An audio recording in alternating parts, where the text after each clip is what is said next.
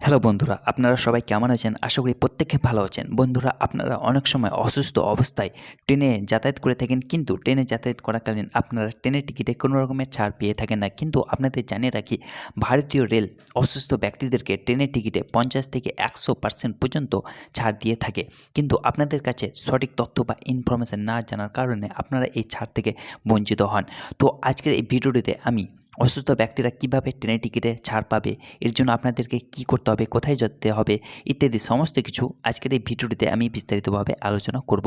তো আপনাদের রিকোয়েস্ট করব ভিডিওটি স্কিপ না করে প্রথম থেকে শেষ অবধি মনোযোগ সহকারে দেখার, আর আমার এই ডাব্লিউবি ইনফো ইউটিউব চ্যানেলটিকে সাবস্ক্রাইব করে পাশে থাকার, কারণ আপনার একটি মূল্যবান সাবস্ক্রাইব এই চ্যানেলটির জন্য অত্যন্ত গুরুত্বপূর্ণ।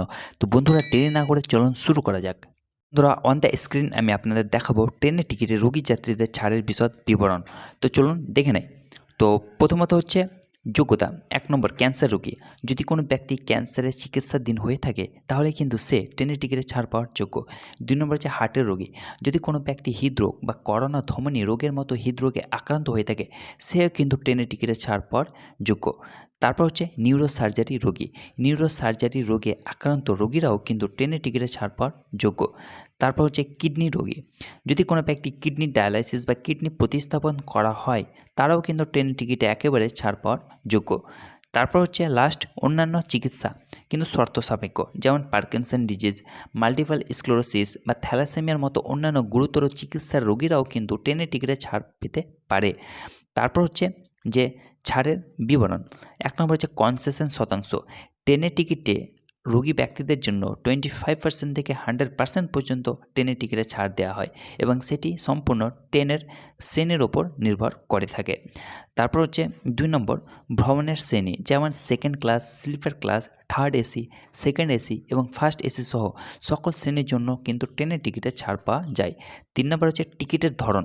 সংরক্ষিত এবং অসংরক্ষিত উভয় টিকিটের জন্য ছাড় পাওয়া যায়। তারপর হচ্ছে এই ছাড় পাওয়ার জন্য প্রয়োজনীয় নথিপত্র, অর্থাৎ কী কী ডকুমেন্টস লাগবে। তো চলুন দেখে নেই। তো প্রথমত হচ্ছে ১ নম্বর, মেডিকেল সার্টিফিকেট।